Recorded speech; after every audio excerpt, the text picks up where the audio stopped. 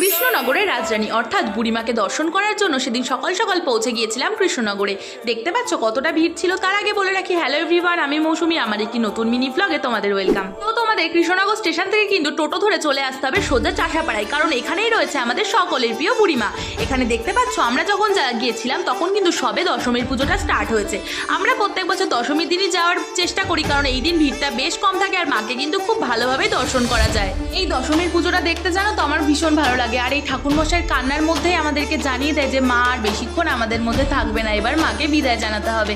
এখানে দেখো ঘট বিসর্জন হওয়ার জন্য কিন্তু ঠাকুরমশাই ঘরটা বার করে আমাদের সবাইকে শান্তির জল দিয়ে দিল। আর বুড়িমাকে এখানে একটাই কথা বললাম যে তুমি তো জগৎধাত্রী, তুমি জগৎটাকে খুব ভালো রেখো আর তুমিও খুব নিজেও ভালো থেকো।